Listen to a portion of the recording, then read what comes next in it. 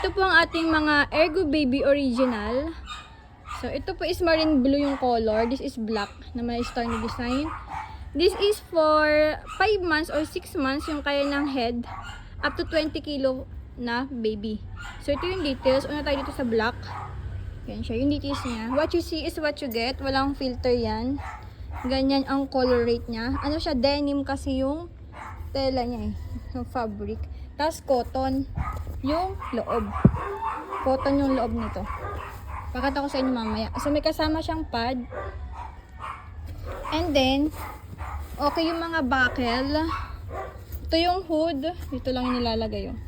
Ang kapal niya nung nakita nyo. Ergo is Ergo. Maganda talaga ang quality. This is original. Hindi po to fake. Yan ito yung nabibili sa Shopee na brand new na mura. Walang Ergo na mura mga miya na brand new. Kasi may mga counterfeit na fake. So, ayan. If familiar kayo sa Dadway, search yun sa Google. Isa siyang shop sa Japan na nagbebenta na orig na mga Ergo. And original Night Sky. So, ayan. Meron pa siyang tawag to. Hindi nyo maintindihan, di ba? Japan. May number yan. So, ito yung sinasabi ko sa inyo na cotton. Yan. Ang ganda pa. So, ayan po.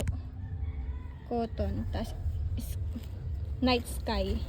So, dito si marine blue naman, hindi ko alam kung paano siya naging marine. Ganyan ba talaga ang kulay ng marine blue? Parang nagpa-purple. Yan. Ganyan yung color. So, ito yung hood. Yan, yung mga hood. May ganito lang. Parang nag-discolor siya dito. Lumipat. Parang nahawa. Ganun. So, ayan. Dito siya nilalagay sa may pocket. Tapos, meron din siyang extra pocket sa gilid.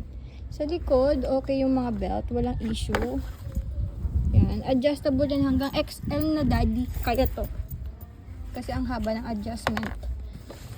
So, ito yung sinasabi kong cotton. Cotton yung para kay baby, para comfortable. So, may Dadway yan.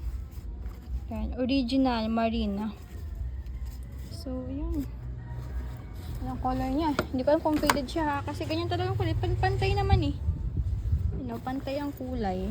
Ito lang, nagka-problem lang here. Parang naghawa yung kulay. Ganun. Kasi ni-winish ko to eh. Yan. So, ayan po. Thank you.